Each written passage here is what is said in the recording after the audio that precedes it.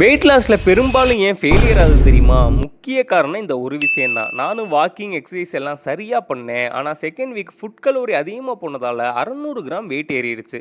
Last week video பார்த்தவங்களுக்கு தெரியும் 1950 calorie சாப்பிட்டேங்கிறது. Second week சுமார் ஒரு நாளைக்கு 6450 ஸ்டெப் வாக்கிங்கு 3 நாள் எக்ஸசைஸ் பண்ணியும் 200 கலோரி ஒரு நாளைக்கு லாஸ்ட் வீக் கம்பேர் பண்ணும்போது அதிகம் சாப்பிட்டனால 600 கிராம் வெயிட் ஏறிடுச்சு 6 நாளில். நான் இப்போ என்ன சொல்ல வரேன்னா, வெயிட் லாஸ் பண்ணணும்னு முடிவு பண்ணிட்டா, ஃபஸ்ட்டு நாளே சாப்பாடு கண்ட்ரோல் பண்ணாமல் ஆக்சுவலாக இத்தனை நாள் என்ன அளவு சாப்பிட்டு வந்தோமோ அதையே சாப்பிட்டு வாக்கிங் மட்டும் ஸ்டார்ட் பண்ணிடணும். அதே நேரத்தில் காலையிலேருந்து நைட்டு வர என்ன சாப்பிட்டோங்கிறத மட்டும் ஃபோட்டோ எடுத்து வச்சுட்டு கலோரி ட்ராக் பண்ணிக்கிட்டே வரணும். இந்த சேனலில் 300 வீடியோ மேலே போட்டிருக்கேன். அதில் டே 1 வீடியோவில் போய் பார்த்தீங்கன்னா 101 கிலோ 600 கிராம் வெயிட் இருந்ததை காமிச்சிருப்பேன்.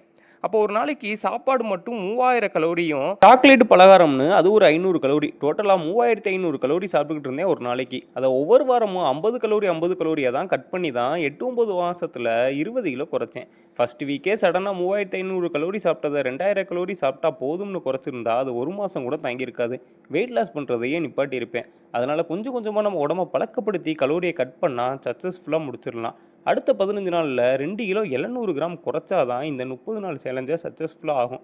சரி, நாளைக்கு டே 16 பார்க்கலாம்.